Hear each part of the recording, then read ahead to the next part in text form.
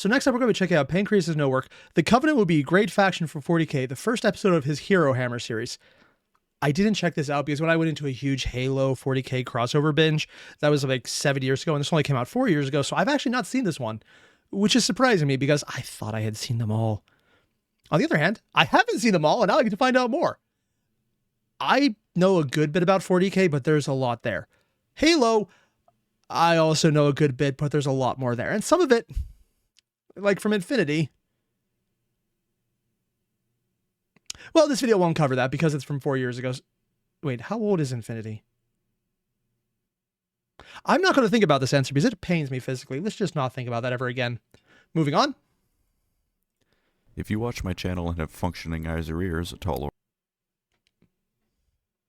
Close enough.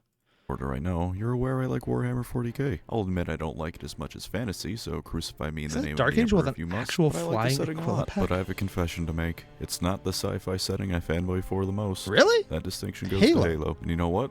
I haven't gushed over it nearly enough yet. So Yeah. welcome to the closest thing I'm ever gonna do to a lore video. Probably. It's easy to You know, almost all of AOS, all Imperial, most Xenos, the closest thing he ever does to a lore video. Okay. That is a phrase. That is a phrase. say that now when I haven't yet run out of factions to analyze, but I digress. And I'll be honest, if you're the kind of Warhammer fan Is that the Doomslayer in 40k with Custodes and Ultramarines? The Doomslayer would body everyone in 40k. All answers are wrong.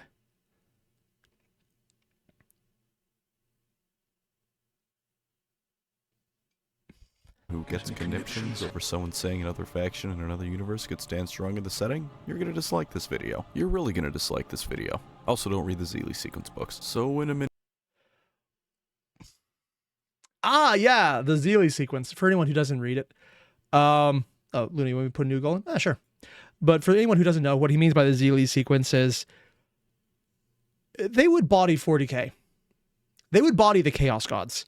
The Chaos Gods are not nearly as powerful as the things that don't even realize they're destroying everything in the Zeely sequence, because it was a speculative fiction piece that was written more on the what would be the ultimate end of everything and why would it happen. And it would just be because it doesn't realize it's interacting with a material world.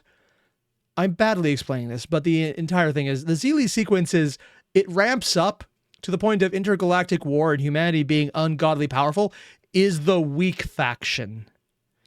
Yeah. It's fucked up, man. But it's very much one of those, what is the worst possible outcome we can think of, and how will we make it look like a way that could actually work? Speculative fiction could get weird, man. New series of me showing my favoritism for my favorite sci-fi franchise, allow me to tell you why the Covenant would make a fantastic faction should they suddenly become a part of the 40k franchise. On the blood of our fathers, on the blood of our sons, we swore to uphold the Covenant, even to our dying breath. And before you say anything, yes, I'm aware this would never happen. This is just my wet dream of two franchises. Is he missing his lower jaw, or is it just pulled to the side? I actually can't tell. I love colliding. So for those of you who don't know much about Halo and the Covenant, first of all, shame on you. But the Covenant are a coalition of alien races brought together by a shared religion and the belief that an ancient race known as the Forerunners were gods. It is said that the Forerunners ascended onto a greater plane of existence via the Halo rings, leaving their stuff behind for their successors, who naturally were the Covenant, which is not at all what actually happened, but people believing in a false religion is nothing new to 40k. Yeah, and what actually happened was way more fucked up. Ooh. Remember how the Emperor said he wasn't a god and religion is wrong? How's that working out for him? Some are more zealous in this belief. The elites follow it pretty closely, the prophets are fanatics, and the jackals follow it because the other option is death for being pirates. Yeah. And then you find out the backstory, which is even weirder. I'm not even sure what was out at the time these books came out, or that he could be referencing from 4 years ago, where the prophets... Let's see where it was. God and religion is wrong? How's that working out for him? Some are more zealous in this belief. The elites follow Where pretty was closely, the prophets are fanatics. Yeah, the prophets, these guys. What I'm about to say is in the books. This is canon. I'm not making this up. Although I will let you know, I kind of wish I was. The prophets, in canon for Halo, prior to the Halos being fired, were the canonical sexy aliens of the galaxy that everyone wanted to do. They didn't look like this. But yeah, that's a thing. The backstory of Halo, when you really get into it, has some weird choices. And I'm bringing this one up because I think it's weird funny as opposed to everything that came later than Halo 5 and on, or Infinity, and oh dear God, that there were some choices made. But let's not think about that entire pile of depression. And the Jackals follow it because the other option is death for being pirates. Yeah. Either way, they have the military Now might it's to their keep everyone in pirates. check, so there's no staying on the path of heresy forever. Kind of like the Imperium again, actually. So with the important background said and done, why do I think they'd fit in? How do I think they'd fit in? Let's Take do over the how Tau. first because it's quicker. The Covenant could fulfill the role of generic alien species. This isn't because I think the Covenant is inherently generic. Not at all. I fucking love the Covenant. Yeah. But compare them to everyone in 40k. All the Xenos have a shtick. The Eldars are the various flavors of elf. The Orcs are, well, orcs. The Necrods are undead space Egyptians in space who are also Although then they're trying to abandon the Egyptian and moving that more over to the Thousand Suns to make their more distinct because they kind of have the same shtick. And they're trying to go in more body horror but metal. Yeah, they kind of started switching this up a bit. the Terminators, a lot going on there. The Tyranids are a hive mind with a species-wide vor fetish, and even the Tau, who are supposedly non-magical and somewhat normal aliens, have a remarkable tendency towards scientific progress and general dynamism in responding to threats. And Not the image I was expecting, but okay. But I would say at least the Tau, their dynamism is more, it's been hundreds of years for them. And they've advanced like a little bit. If anything, their level of progress is humanity prior to, progress being bad. Or, if Call was allowed to do 5 things more. weeaboo robots, can't forget those. But the Covenant? Yeah. There's no space magic here. There's no intense focus on technology, although their tech is nothing to look down at that. We'll get to that. They would do a Ooh, also, I'm going to pull this up, Iron. Oh, it's taking a while to load up. It'll be there eventually. Here we go. Can we still do the Iron Lung after America Wizard? America Wizard was 30% in like the first 5 seconds, of course. Oh, for the poll. We'll see. I mean, we're probably going to get another one soon, and we might end up doing it regardless. great job at contrasting how batshit insane everyone around them is by Oh, God, you guys just keep going. And, Dallin, you wanted to do, if it's possible, Mandalore Gaming Limbo of the Lost, also first super chat ever bought. Honestly, when we finish the next one, I'll put that in there. I don't know what Limbo of the Lost is. Probably a horror game, isn't it? It's probably a horror game. Yeah. being relatively normal for a sci-fi setting. They're a collection of alien races that relentlessly attack humanity. That's their shtick as a whole, even if the individual races have more to them. In 40k, that's the default for almost every Xenos faction. I mean, hell, you'd almost want to join them over anyone else. Yeah, they hate human life, but who doesn't in 40k? Sure, they have a somewhat oppressive religion, but compare that to the Imperium, who have an incredibly oppressive religion. Sure, they don't have space magic, but in 40k, is that really a bad thing? Not having to worry about getting your asshole shredded by demons? Actually, no, they have one huge advantage that would make even the Imperium tolerate them. It's like, yeah, you killed a few people, but you have non-warp-based fast and light travel. Although even how they're trying to describe the fast and light travel in Halo kind of makes it sound like it is the warp. But let's pretend otherwise. For the crime of thinking too hard. So that's how the Covenant could fit in. They could be the perfect race to highlight just how batshit insane 40k is by their comparative normalcy. Also, the names used for their shit is absolutely the stuff I you'd actually don't expect know to what see they in 40k. Their calendar has a time period called the 23rd Age of Doubt. The ships are all named things like the Shadow of Intent or the Long Night of Solace.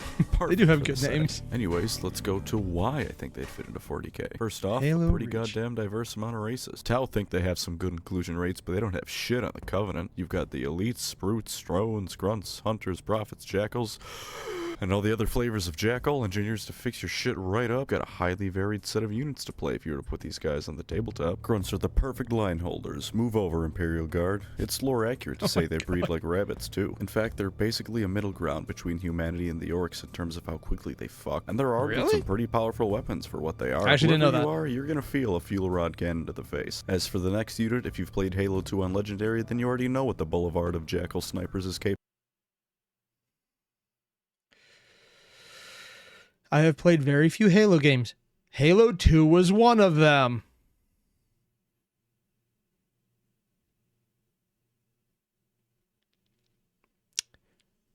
The fun part about snipers, you don't realize you need to be on the lookout for a sniper until you have to restart because you should have been on the lookout for a sniper.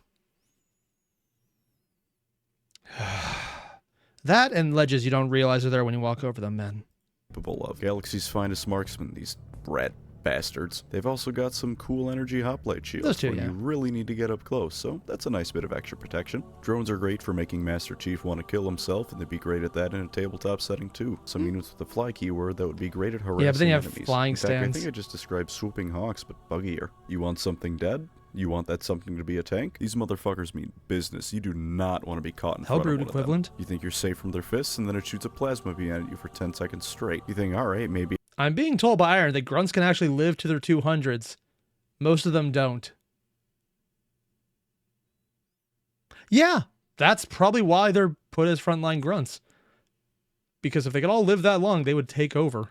yell out, run it, and then it lunges 50 feet like it has the commando perk before smearing you across 3 dimensions. And of course, they come in pairs, and yes, when one dies, the other goes Super Saiyan. They're like the Hulk if the Hulk... Trying to pronounce their name can also induce a brain hemorrhage. Isn't it the Hurgrosk? Hugrok? Hagrok? I'm not even going to try and say it anymore. Let's just stop there. was made out of worms. But maybe you don't want the biological tank that is the hunter. Maybe you want the hairy orc that is the brute, able to take a hit and keep on going with nothing more than the power of monkey. I mean, if you've played Halo, they need no further explanation. Fuck, with the name Brute, they require no more explanation. It's they smack accurate, people too. good and hard, it can take a smacking good and hard. And a gravity hammer is basically just a cooler thunder hammer anyway, so Kinda right, yeah. you can already fit in perfectly. But maybe none of that's for you, and you want someone... Okay, I'm going to pull this up because Martin has said something that I find truly shocking. He likes the flying stands. I mean, looks-wise, they're perfectly fine. My problem is that I've yet to have one that doesn't break. Like, either at its connection point to the model, or that it somehow snaps off the base. I've had so many issues with them. Because they're nice, but they're not thick enough. And the models they make them thick enough on are usually vehicles that need something that might be actually bigger, and they're usually much more robust at that point. And they're fine. They like to make them unobtrusive, but they also don't like making them thick enough to survive any usage. Ugh, so many broken models, man. So many. They look nice, though. some actual brains. Not a coward wearing a sailboat or a roided out chimpanzee, but a bona fide strategic mastermind, brave as all can be and with a brawn to back it up. Well, the Covenant still has you covered with the elites. Just ask the coolest cutscene in video games to date. Shipmaster, they outnumber us 3-1. Then it is an even fight. Fucking love that cutscene. Master warriors, master strategists, and masters that given some wild head. Plus, they have their own unique honor code to honor valiant warriors and respect a worthy foe, which helps them fit into Warhammer while also having a better honor code than Warhammer ones, because they aren't fucking stupid. The elites see, remember the... I mean, some people in Warhammer have a good code of honor. Oddly enough, the best one is probably the Salamanders. The code of honor being, have you killed an elf today? If yes, congratulations. If no, don't worry, I'm sure you'll get there. If you know anything about 40k, you realize that is probably the correct choice. Killing an enemy who can't see you instead of charging at him from a mile away screaming isn't dishonorable, it's just smart. Mentioning no cornates. You've got the prophets and their fancy floating chairs too, can't forget them. Maybe not great in a fight, but they could certainly provide some morale and other kinds. I could see them being confused for humans that just had way too many rejuvenation treatments. Because if you've seen the art of what that looks like, it doesn't look far from this. Like, to a disturbing degree, actually. And bonuses to their troops on the battlefield. And finally, for the last of the races that matter, we have the engineers. You know how Eldar bone singers just play some tunes and that Wraith Knight is magically healed? That's engineers, but they don't use prissy elf magic. They use their tentacle hentai arms. And they do it in seconds. Literally the perfect support unit, because if they get under attack, they can just float away. Like, aight bro, I'ma head out. Sure, they themselves can't attack, but when the scarab you brought down to 1 wound has full health all of a sudden, that's not gonna matter much, is it? Think it's just infantry they can square up with? Nope. They got vehicles. You want light vehicles? They're almost all skimmers, zoom across the battlefield like an Eldar. You want heavier stuff? A Locust isn't that far off from a Knight, especially in terms of size. Wait, really? Length, 12 meters high. Oh shit, that's... I want one of these as the giant model. Huh. You might think that the Covenant has no answer for when the Titans start shooting, and that's where you're stupid and wrong and I hate you. Look at the Scarab. And so you know I'm not making it up, here's the size comparison between the Warlord, Warhound, and Scarab. Yeah, fuck you, Imperial bitches. And they can... Yeah, honestly, the real difference here is just the Imperium, if they ever had to, they could just throw more bodies. They're actually very evenly matched, it looks like, on a 1-to-1. It's just that it would probably not be 1-to-1. Is a regional faction that it's just not really worth fighting. I think they could survive pretty well in the same way the Tau do, except be way more competent. But it would be kind of fun to see it. Make more Scarabs anytime they want, since it's not made by technology impossible to recreate. It's made by worms. As for their spaceships, let's run a comparison. They The can Apocalypse not really class make more battleship either, is though. roughly 12 kilometers long. The CSO supercarrier is 29 kilometers long. Groovy. One a bit smaller? Well, the I thought the super carriers were... No, it was the High Charity that was the leftover from the Forerunners. That would do it. Yeah. Ooh, Iron, I'm going to pull up your comment. Prophets are canonically inbred. It's not because they're old. The ones that aren't can walk and fight pretty effectively, funny enough. Yep. But also a lot of the inbreeding came because pretty sure they were inbreeding with the old ones who had all the control of the breeding rates. It's been a while since I've gone through the lore on this, and I was like, this is incredibly creepy. I'm not sure if it's real. And I'm honestly hoping someone's about to tell me I was wrong about that, because I really want to be wrong about that, because that is really creepy.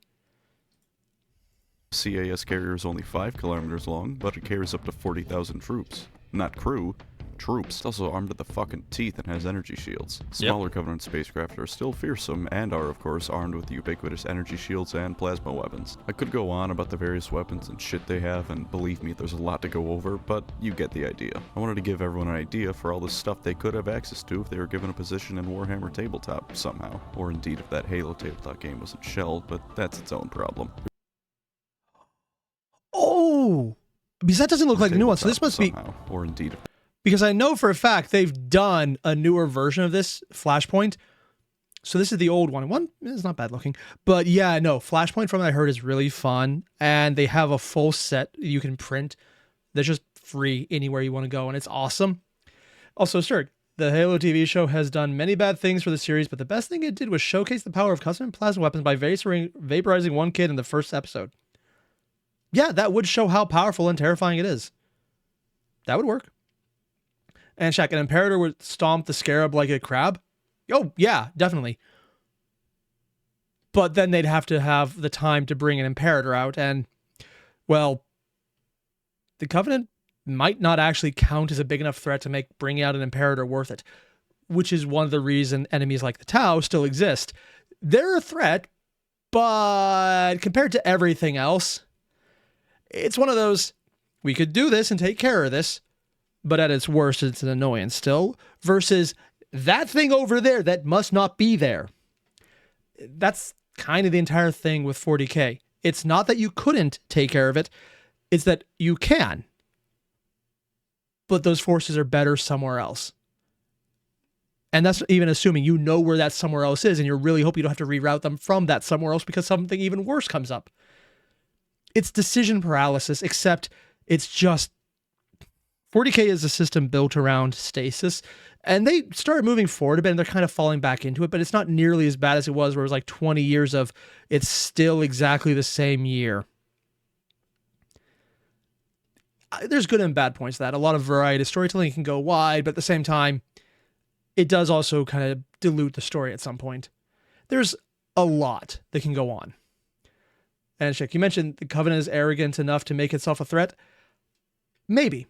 If they found the Halos in 40K, yes, no, that is a threat that would make the Imperium sit up and actually care. That is something that would make them actually fight and start dedicating resources to it. And if they ever saw a massed attack, yeah, it would probably be enough. But also there's entirely the chance that a WOG would find them and is like, oh, they're taking care of themselves. Neat. Which is one of the things that happened with the the Tyranids and the Orcs on a planet where they just keep fighting each other. And the winter is probably going to be a bitch to take care of. But until then, it's taking care of itself. It just depends on a lot of circumstance. so much circumstance. That Halo tabletop game wasn't shelled, but that's its own problem. There's one thing I want to address before I get on with the rest of the video. Their technology as a whole and what it's capable of doing. A lot of Warhammer fans have this opinion. Warhammer wins against other universes because it's Warhammer. I hate that opinion. When someone says it wins because it's 40k, I want to crush them for heresy. Their heresy against the Great Journey, that is. In addition to that, the Halo games honestly sell the Covenant short in terms of their tech. In the games, a grunt shoots you with a plasma pistol and you go, "Come here, you little fucker," and turn him into a corpse. In the lore, a grunt shoots a marine with a plasma pistol. If this was for a book and not a game, everyone on the right of this image would be a horrible, brutal death. Yeah.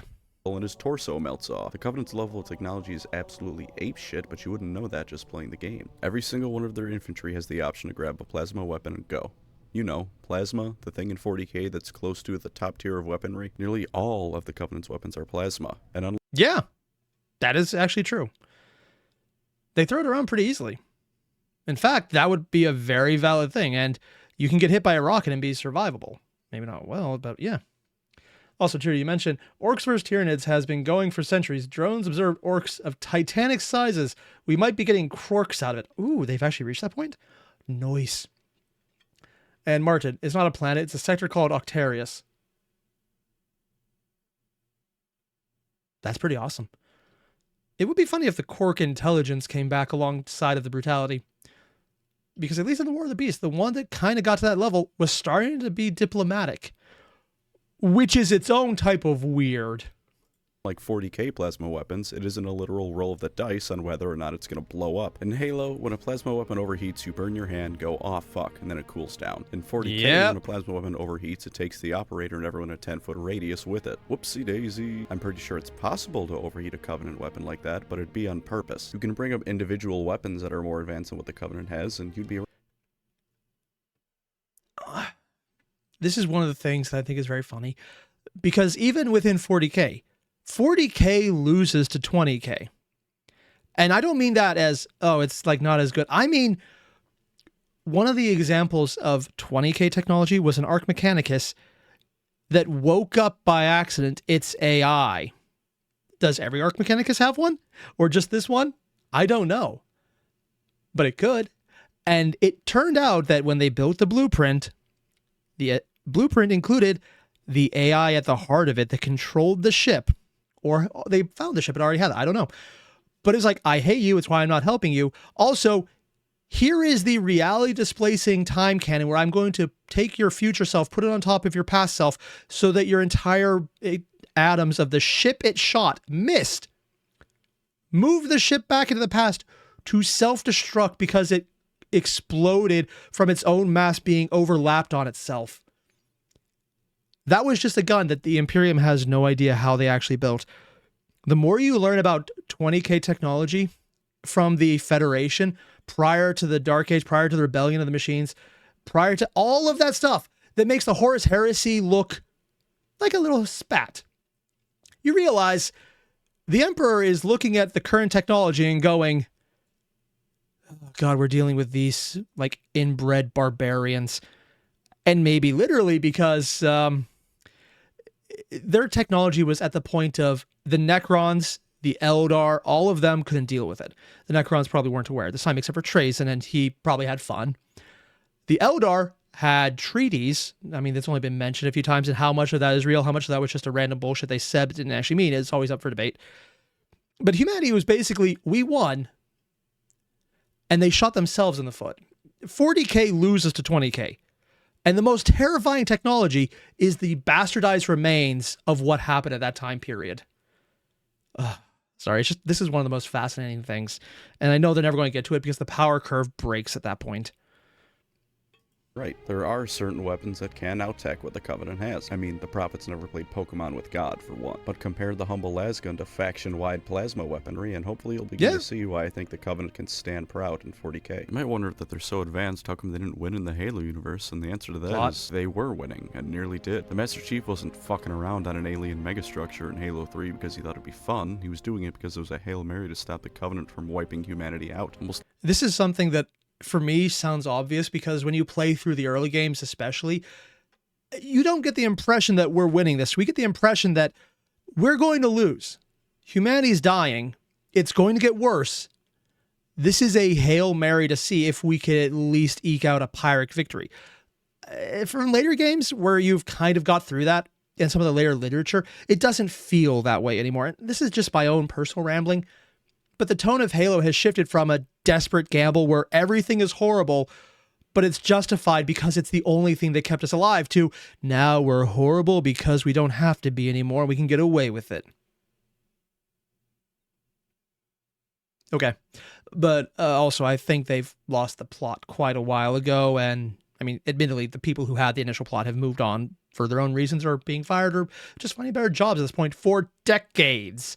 It's been a 30-year franchise almost. So yeah, it kind of happens. Every engagement that you want to see beyond the scale of some ODSTs versus a squad of brutes was a loss for humanity and a win for the Covenant. Hell, Reach makes two things abundantly clear from the start. The planet is the largest and most defended one in human space beyond even Earth, and it's doomed to fall the moment it's discovered. Slip space rupture detected. Yeah, we're picking up anomalies too. Are you reading Slip it? space rupture Multiple detected. Covenant signatures. Slip space If anyone rupture has a detected. they're everywhere. Slip space rupture detected. 40% of all of the UNSC's Yep. Navy was deployed to Reach, and they still lost. It's not like 40K where the writers tell us the Imperium is fighting a losing war, and then every battle we see they effortlessly stomp. The UNSC actually was about to lose, and humanity was going to perish. It's almost like we never see what Covenant weapons can truly do, because they're up against a version of humanity that can't hope to stop them. Sure, the Covenant probably wouldn't be able to stand to Dark Age of technology stuff or the pre-fall Eldar, but you Yes. Although the pre-fall Eldar might actually enjoy having them as toys, so they might leave them around. I'd say that because, I mean, it is the group that led to Slaanesh, so stupid self-defeating decisions are kind of par for course. Ooh, and I'm just going to pull this comment up. Oh, it crashed again.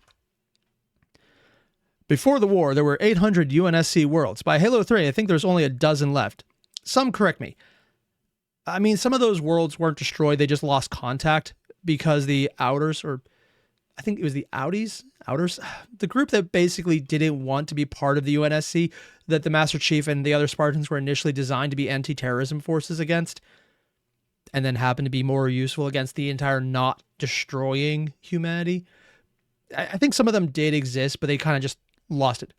Colonials, maybe? Maybe that's what it was. Although they weren't really well written either. It's one of the things they kind of left in there and just as, why were the Spartans up before this? The writing kind of, it went better when you did the timeline. That's the most important at the beginning, or I guess, near the end of the war, but there's some issues.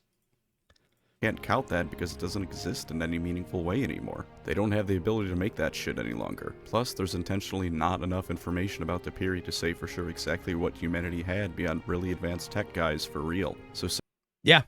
Although the times they have mentioned are usually very sparse, and how much of that GW would acknowledge is, oh, this is real, versus, well, this is what the story says happened. We're not going to actually view it that way because everything is real and nothing is real is the explicitly stated way to handle fiction in 40K. It's as real as the author wants it to be. Although they have some general guidelines that they stick to, but sometimes it's just so incredibly weird. I'm looking at you, Inquisitor series.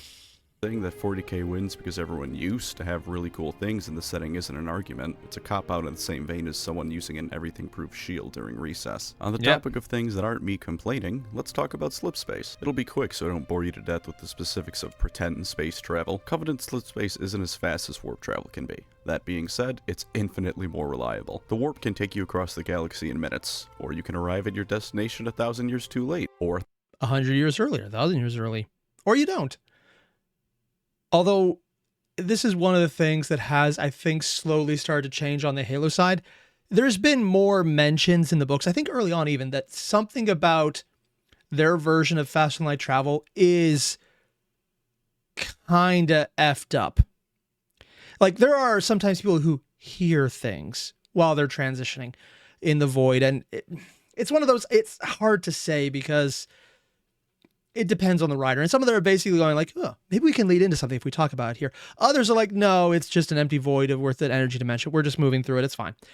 And that's also not even how all the writers describe it. And some of them is like, it's empty. There's nothing. It's not an energy. It's like the void underneath reality. It's a substructure, but it's not actually an energy or dimension. There's a lot of different ways it's been written. I don't think it's actually very consistent because early on, and this is my opinion, there were really good writers covering the early books from Halo. And then there were some that you could tell were jobbing it. The first 3 books, I think, are the most unique, and yeah, the more leeway they were given, the better the writing was. And the less leeway they're given, the more you can tell that they were just throwing words in there. Personal opinion, but I think I stand by that one. So, Candy Cane, I'm going to pull up your comment. Thank you very much. While watching this, while not knowing jack about 40k or Halo feels like a fever dream. To be fair, if you knew everything about 40k and Halo, it would still feel like a fever dream. That is not going to change. Everything is propaganda? Yep. But also sometimes it isn't. Except for when it is, but then it's not. But someone else's, but then it isn't. Because technically that is true. Which also means there were never and always were female custodies. Because that is a thing. Also, when you see the new female sculpts, it's like, oh, they have a head that just has slightly more of a shaved haircut. Okay, I'm still going to put a hat on it. I don't like running custodies with heads visible. I just prefer the helmets. So it's like, oh, neat. Literally nothing changed. Cool. 1,000 too early, or you arrive and everyone in the vessel has aged to death, or been replaced by demons because you aren't just traveling through another dimension, you're traveling through hell. To be fair, Imperial warp travel is reliable. It's not as memey as the fanbase often makes it out to be, but that doesn't change the fact that things regularly go wrong. I mean, it is reliable, but also because the Chaos Gods really only get involved when something interests them, and boring everyday people are, well, boring. Yeah. The big faction with the Great Wars are usually less reliable because that's interesting. It makes a lot more sense when you realize the Chaos doesn't win because they like playing the game. They're basically players who have their own little bits of bullshit. That's basically their mental state of the great game. Also, that's actually what they refer to it in lore, the great game. So it's literally just a game to them. And shit arrives late all the time. I could repeat this wiki article word for word, but I'll just let you Oh, read God. it. Short of it is that when you have all of these flaws in your FTL travel, something is going wrong. By contrast, while Covenant slip space isn't as fast as warp travel You at get its to the end? fastest, it's still pretty goddamn speedy. The speed they have is roughly 912 light years per day in slip space. That's pretty much instant between systems that are next to each other. So the Covenant could show up over an Airier world one day, glass it, then invade the Forge world the next sector over. Also, when something goes wrong in slip space, a single person disappears or you feel sick for a few days. When something goes wrong in the warp, the Dark Gods eat the soul of everyone involved. And because of how reliably made it Or when some dickweed turns one into a bomb. these slip space problems almost never happen on Covenant ships, only the shit-tastic UNSC ones. Also, warp drives need to reach a certain distance away from any major celestial bodies in a system, or to put it in academic terms, shit's about to get fucky. Although I would point out that a lot of writers do not play with this concept well, in the sense that they flat out ignore things. There's a lot of inconsistency when it comes down to how space is written in 40k, because it's not the big focus of most of the fans. For example, there are space battles written where everything is fast, reacting, there's shots coming in, we have to deflect it, we gotta dodge, we gotta shoot back, versus, okay, they fired a missile salvo, it'll be here in about a day, we should try, put a trajectory around them, box them in based on the speed they can travel versus where they can reach it, and plot it out, then fire a missile when we're in range where they know they won't be able to outrun it by going into a direction that would force them into the oncoming shots without giving up the pursuit of us. Or, okay, we got a week until we reach planet after we arrived as close as we can. You see what I mean here? It's everything and nothing is true. And there's a lot of inconsistency. It just depends on how much the writer wants to do. And this is the details that GW doesn't fight them on. Also, Ra, I'm going to pull up your comment. I read somewhere that travel 30,000 light years in Warhammer could take 1 to 5 years when reliable, and they all are able to sail in a straight line, so the Covenant may be faster. The maybe is important there. Why is that flashing? I tried to leave a like, but it doesn't seem to like that. Okay. But sometimes, yes. The thing about Warhammer is when it decides to be interesting, most of the times might take 1 to 5 years. And some of that would be getting the people together, going to multiple stops, loading, unloading, dealing with logistics. The actual travel might be faster. And sometimes it's not, because there's a lot of other things going on in 40K. Because there's a lot of administration work that is just bad or lost. because if you send a ship that had all the data you needed perfectly and one doesn't arrive, you got to go through the psychers who have to decode impressions. It's honestly a miracle the Imperium hasn't collapsed on itself when you find out just how impossible it is to lead this entire thing. It's kind of fucked up in the most impressive way possible. But not every writer applies to that, so they don't always acknowledge that, and it doesn't really make it a big point because there aren't any books, as far as I know, that really get into the 40K legal drama. Although some of the detective novels I heard might be touching on it. Souls taken, ships exploded, planets corrupted, that kind of fun stuff. Covenant slipspeed drives, meanwhile, can jump mid-atmosphere and only cause damage to the surrounding city. In fact, the only reason they don't do this more often is that the reverse engineer tech is so advanced they don't know they can do it. They still appear directly over planets pretty frequently, though. So on top of powerful weaponry, their ships also have an amount of mobility that 40K ships really can't match. Maybe Eldar ships? And I guess the orcs don't really give a shit about space OSHA protocols, so... I mean, the orcs just build rocks and crash them into planets, and suddenly they have a base on planet, which admittedly is the most orc thing you can imagine. Also, according to Kryn, actually I'm just going to pull up their comment. According to the official fleet game of Battlefleet Gothic, distances in game are so large, the ships so small, they actually are somewhere in the exact center of the base. I feel I'm missing a previous comment that this was related to. And you made him direct travel from when they leave and reach a destination. But then again, Warhammer is ruled by rule of cool. Oh yeah, definitely. And while I've heard that's exactly how long it could take, it does also depend on a lot of other things, because sometimes it's like, okay, the warp travel is, we're going to be like a day here to go maybe 2 sectors over. It does depend on the writer. It really depends on the writer. But yeah, I've heard it taking a long time in the warp. Taking years in the warp, though, I think would be terrifying in its own right because of, well, the warp. Yeah. And Valerian, you wonder how many orcs die when the rock falls on planet? A lot. But that's a price that they're willing to pay because, wah. Them as well. So I've talked Also, about why I think warp they're magic equal in 40K with long orcs is enough. weird. How would they act when put in this shitstorm of a galaxy? Well, first of all, I don't think it'd be hard to put them in 40K. Honestly, not really. Just a little bit of retconning and presto. They're located in some isolated corner of the galaxy and only discover humanity sometime in the late 30,000s. Maybe. Which, here's the thing about 40K. The Imperium controls the galaxy. Except it really doesn't. It's huge. They rediscover and lose worlds all the time. They forget worlds are out there canonically, and they just die because the resources they needed to give them, because they were relying on them, just didn't get there because a message was just delayed in administrative backlog. And the guy never checked his email. Plugged into his skull because he died. All of those reasons could be true, and none of them could be true. But 40K is so huge and so beyond their ability to manage that the fact that it runs as well is insane. So it's not actually that odd. Unless you're on a major planet that people are paying attention to, you can easily just be ignored. The Imperial Guard force responds to some planets losing contact before they themselves go dark, and the few surviving transmissions show a variety of strange aliens working in unison to take down the Guard. Then comes the official announcement. For your destruction is the will of the gods. And I am their instrument. Yeah, After no. that, human world after human world starts going dark. The one big advantage, though, they have over 40K is probably transition time. Because unless they're in the path of a crusade that's already there, like the Black Templars find them, they're probably able to get in, glass the world, and leave just on their own time period.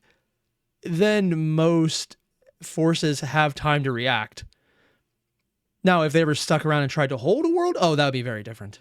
Of course, this isn't a war the Covenant can win. Despite being able to fight on even footing with the Imperium, they can't produce on an even footing with the Imperium. Yep. It's too big. Casualties will be enormous, but the Covenant will be fought to a standstill. That being said, like many enemies in 40K, the Imperium will be unable to finish them off as they're surrounded on all sides. They don't have nearly enough industry to fight the Imperium on even ground, but in the stalemate that is 40K setting, they can certainly hold them off. The sides would enter a cold war that occasionally turns hot, with the Covenant seeing humanity as once again desecrating the gifts their gods left behind. Yeah. You know, with their dirty human footsteps. Only We this do that. time they'd be even more furious, because instead of just studying Forerunner artifacts, humanity would actively destroy it for being Xeno's garbage. On top of mechanics. Although, to be completely fair, considering what was on the rings, destroying them and throwing them into the sun was probably the right choice. So good on you, Imperium, for unironically doing the correct action. Oh God. Atticus, of course, studying anything. Oh, Isaac, aren't they a space fleet? Actually, no, they have worlds. It's just they have most of the capital as the space, but the individual races do have their home planet still. I think even some of them have multiple. They just are mostly led through the one High Charity, which was a Forerunner ship that they made, or was it built around the Forerunner ship? I can't quite remember. But yeah, it was a fleet-based control for the Covenant, but they actually did have planets and industry on those levels. Forerunner they find. In fact, depending on what you do with the lore, they might even especially hate the Space Marines, seeing them as humanity's latest iteration of the demons they fought millennia ago. Psychers will be their greatest Wouldn't be wrong weakness. either. At first they won't have a goddamn clue as to what's going on, and even when they figure it out, they won't have much to do beyond shoot the guy making lightning come out of his crotch. But oddly enough, the religious aspect of the Covenant might be useful as long as it's not co-opted, because faith in itself is proven in 40k to be an effective defense. I mean, effective to a point, because everything is to a point. If someone is going to be dedicated enough, or if you get the direct attention of a god, you got fuck all going on. But it is, against just base level demons, not a bad option. Which, to be fair, is an effective strategy, but it'll still be rough going for the poor grunt caught in a smite. As for the other factions, it varies. Covenant would despise chaos. Yep. A religion that isn't worshipping the Forerunners, combined with the fact it's mostly humans. Glassing chaos fleets on site, please. Ooh, this actually just came out recently. There's a new unit you could pick up as a mercenary for chaos that is explicitly a Tyrellian dog soldier, which had been mentioned in 40k a few times, but now they actually have a model. So they're starting to branch out to chaos as not just human, which that's a very new thing. I don't even think the model's released yet at the time I'm recording this, but it was announced at least in pictures on the 40k. What was it? Oh yeah, their show off when they were doing the new models for the month, I think. So yeah, that is actually starting to change. It's not just humans anymore. It's just mostly humans still, because Space Marines are going rah rah, do the thing. Although if you look in Horus Heresy, a lot of the purged species were kind of chaos corrupted. And thank you. Plus, these humans are worshipping literal demons, so it's not like they need the encouragement. While some Covenant members might join Chaos for a variety of reasons, like grunts defecting to Nurgle for a better life, or brutes to Khorne because big stupid smash god make monkey brain happy. Most would likely stay on the path of the Great Journey and combat chaos. Zinj and Nurgle in particular would be on an avoid at all cost list between plagues and magic. The Tau would be ignored, probably. First contact, if they did reach each other, would probably go something like, you join the Covenant. Oddly enough, I could see this working out depending on how it works, because the Covenant was pretty accepting of everyone but humanity. Hell, there is some of the fiction that before the prophets realized humanity was actually the people the Forerunners left behind, because the few prophets at the top knew what was going on and didn't want to lose power. They were actually looking at just absorbing humanity as part of the Covenant because, cool, join us, do your own thing, and just give us troops. And then I was like, oh, but you're the actual Forerunners? You're the guys left behind with the mantle? No, they are heresy. Yeah, I'm not sure if that lore is even canon anymore, because for all I know, it has been retconned. But that was a thing for a bit. I'm not sure it was in the game or not, though. I think it was a book that covered that. And Martin, the Tau, Auxiliary, and Chaos.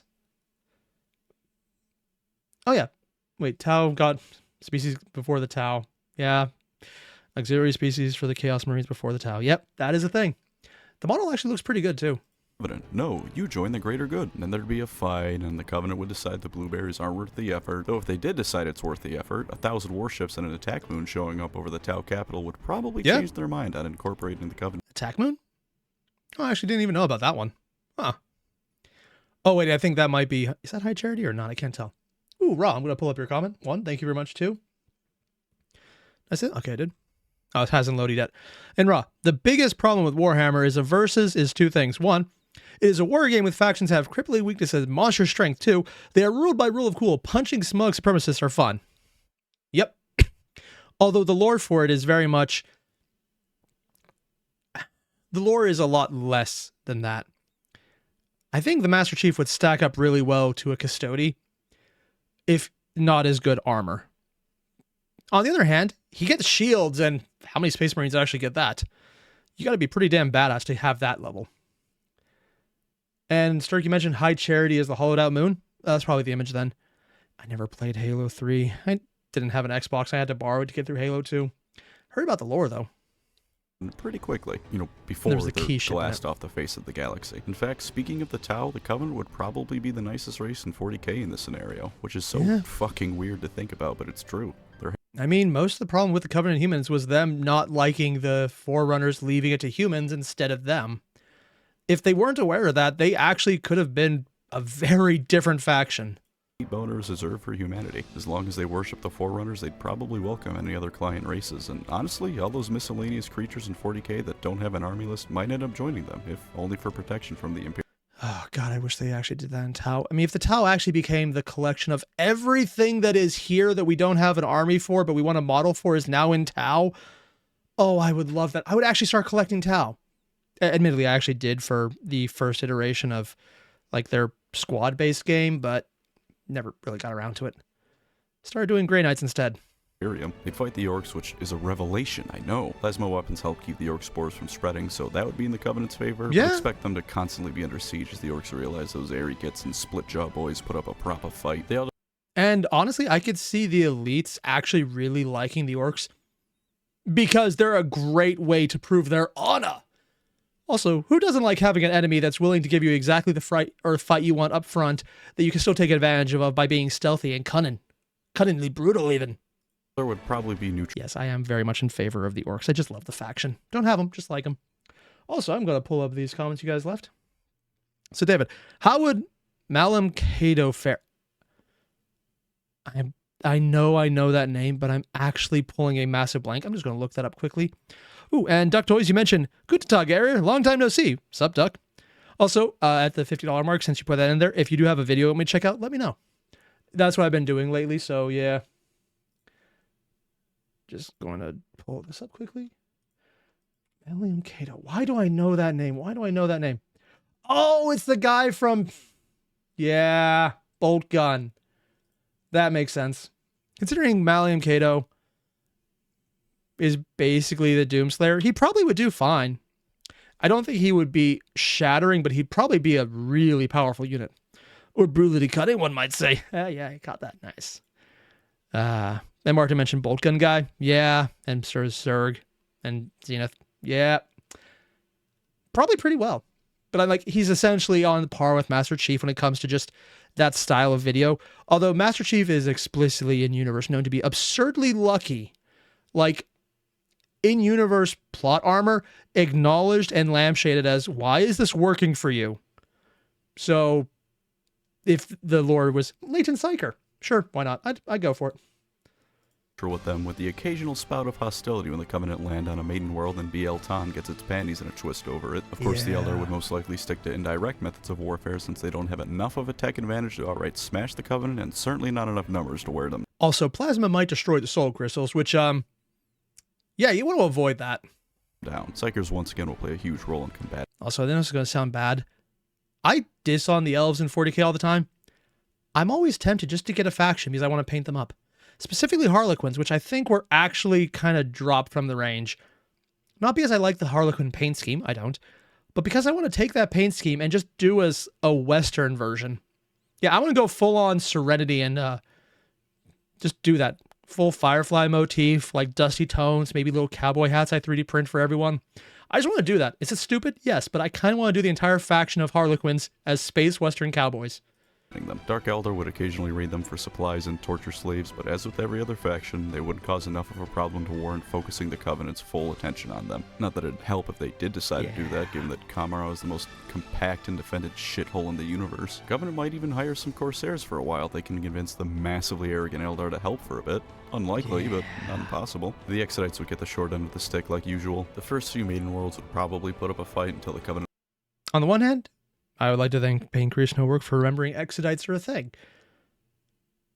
And then immediately start cursing at him for reminding me that they get the short end of the stick. Because they are literally the dinosaur-riding feral elves who still have technology in 40k that are a real thing. And all I can say is, why have they never done an Exodite force? Because space elves with tech who ride on dinosaurs as their standard type. That is so cool. It's basically everything they do with the lizard range, excuse me, in AOS, except elves on top of it. It's like, I could do this. This sounds so cool. It's so dumb.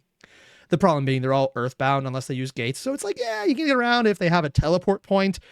But even that's a fixture that they already have in game. Ooh, Izak, he has an X-Night video. Ooh. Oh, that actually sounds fun. Learn it isn't worth the effort, and it's best to just glass them off the face of existence or turn around and find another planet to bother. And I have no idea what the Harlequins would do. Maybe capture some brutes and put them in a circus or something. Or leave cryptic hints to try and or make you not want to listen to them. And by doing so, do exactly what they want. Because they find it funny and also it helps. Necrons would have an advantage here. With both races lacking psychic powers, the much more advanced tech the Space Tomb Kings have will grant them victory often. That being said, I mean, just that little reminder that the Necrons haven't won because the Necrons aren't trying. Sort of. Individual people might be trying in the Necrons, but, you know, the fact that they're individual people in a race that shouldn't be able to do that is part of the problem, the reason they're not winning. When the Celestial Orrery was, hey, you see this display of the galaxy map? See that sun right there? The actual sun just exploded because I did that. That's canon to 40K. Yeah. Power scaling gets stupid when you get into the lore. any recently awakened or unawakened tomb worlds that Zero. are discovered Dawn of would be War. glassed I before haven't they played could that. I heard get it's ready, good, though. and plasma weapons are still plenty capable of hurting the Necrons before anyone forgets that fact. I know I sound like a broken record with the plasma weapons, but it's important to emphasize, Yeah. and I like saying the word plasma, so I'm going to keep doing it anyways. The Tyranids would probably be on their hit list too, because it's very likely they'd see how similar they are to the Flood and freak the absolute fuck out. This is one of those weird times where the Flood versus the Tyranids has a very interesting outcome of the Flood are worse at the early stage, but when they get powerful enough and they start thinking, they might actually be more able to be reasoned with than the Tyranids. So it's like, yeah, both are bad, but when the Tyranids ramp up, it gets worse. And when the Flood ramp up, it probably gets worse, but there's also the chance that it might actually become an ally that is not going to destroy everything. Or the thought form controls the entire galaxy and compresses it into a body, because sometimes the actual belief is that when they reach a critical mass, they basically spawn a galactic intellect that could eat everything by accident of its birth. Is that true? I don't know. And I don't want to believe it's true, because that's kind of stupid, actually, if you go into fiction. And Halo's moved away from that because they decided they needed a new race to be the new enemy, who's all the horrible things, but all the good things that everyone was fighting against, but also are not actually strong enough to win, but they're great, but they're also horrible.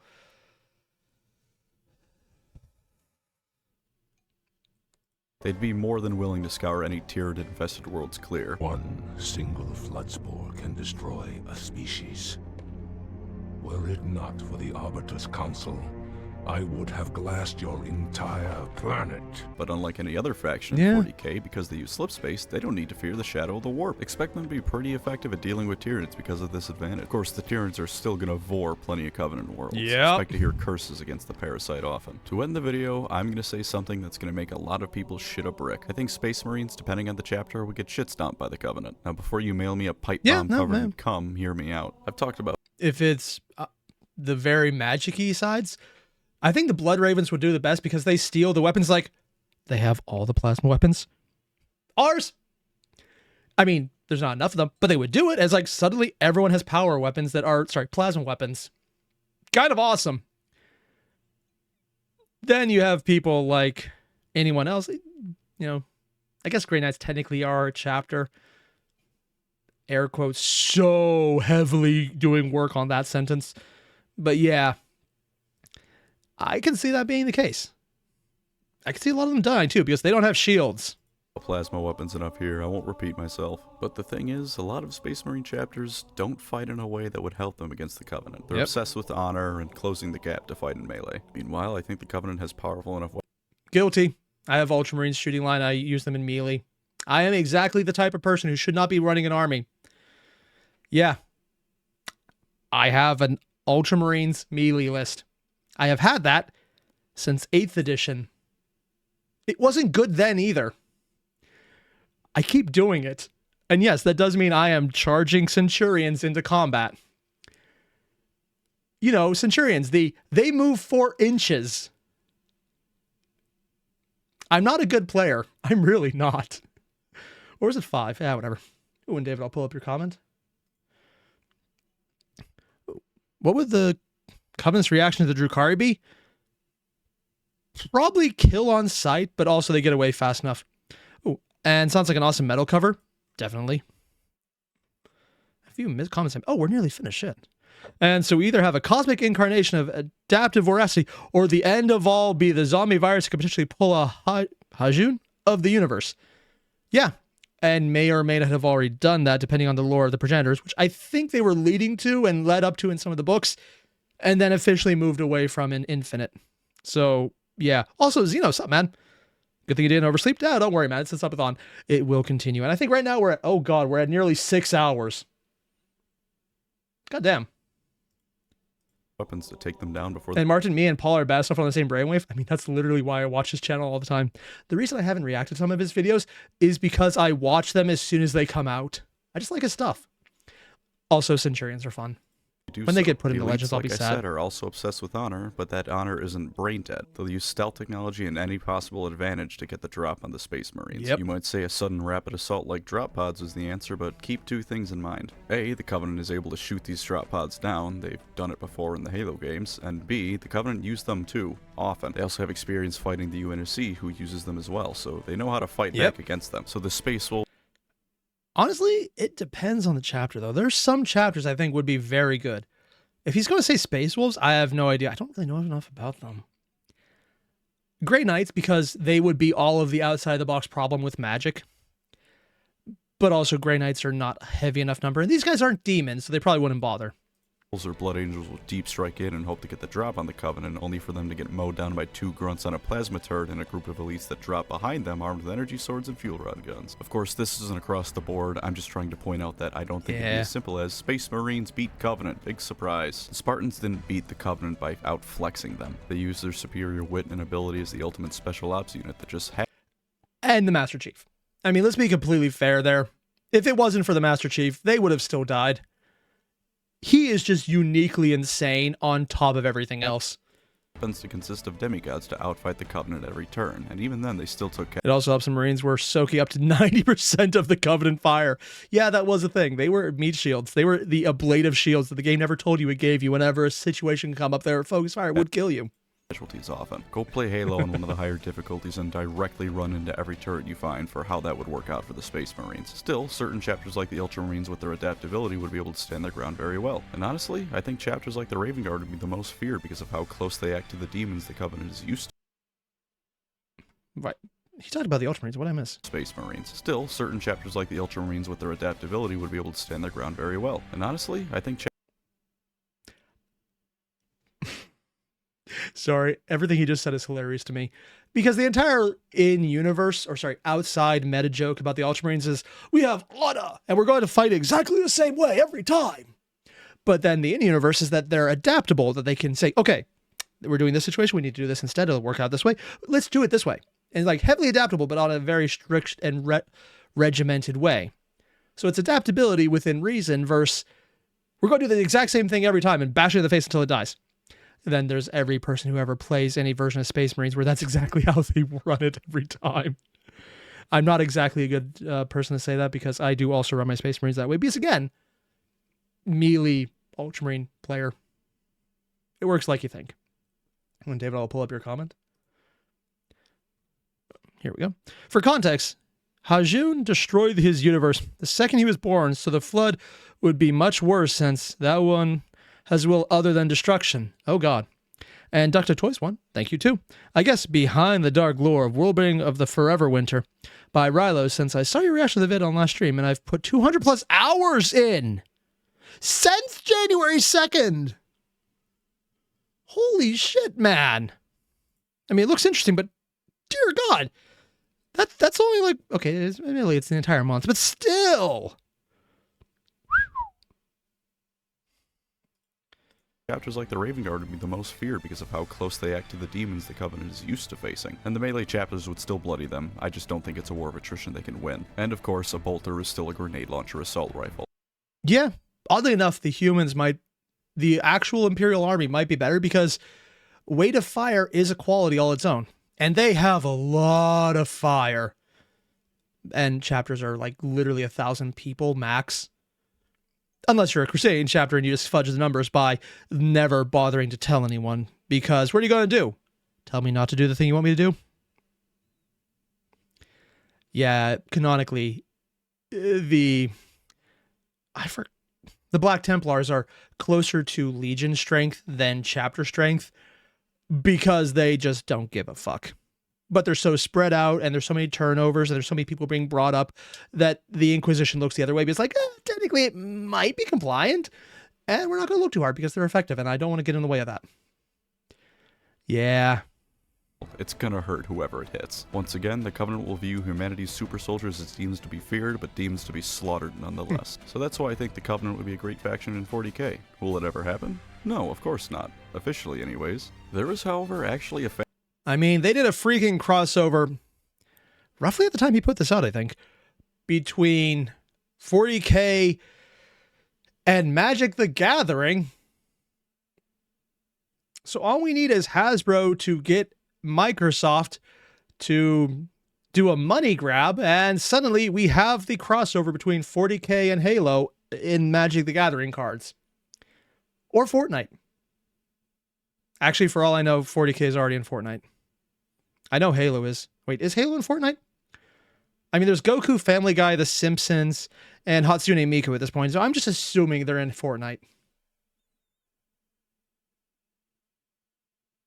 Can you do custom games in Fortnite where it's literally the Halo side versus the Covenant side? Sorry, Halo versus 40k.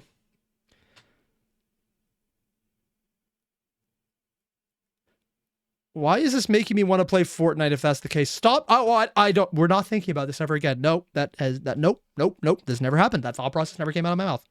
and codex for the Covenant. In between third-party models and the dead Halo war game, it isn't impossible to find some minis for them. Either way, And because there is the new, is it Flash Forge or First Light or something? But there is a new version of the Halo war game that's really good. The models look beautiful, man.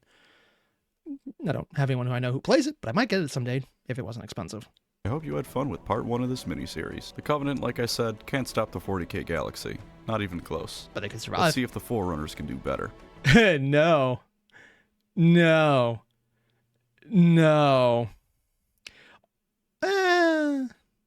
probably not, because they would make themselves a big enough threat to humanity, and any other faction would have to focus on them. But they're also just so incredibly arrogant. On the other hand, they did build the entire destroy this part of the galaxy here type weapon, so maybe. I don't know, it's hard to say sometimes. But they are self-defeating. Ooh, and Iron, I'll pull up your comment quickly. Oh, wow, things are jumping around. Yeah, make the world bidding of Forever Winter an option for the next poll. Also, have you checked out the game? It's fun. Honestly, I am so far behind on games, I haven't got to that. We're at the goal already, should. Yeah, there's a lot of things I need to check out. Master What? Chief could take a Space Marine on a fight. Fuck you, fight me on it. No, I completely believe that. I mean, it's the Master Chief, though. He is literally what Captain Titus tries to be. Except he has a better kill streak. Yeah. I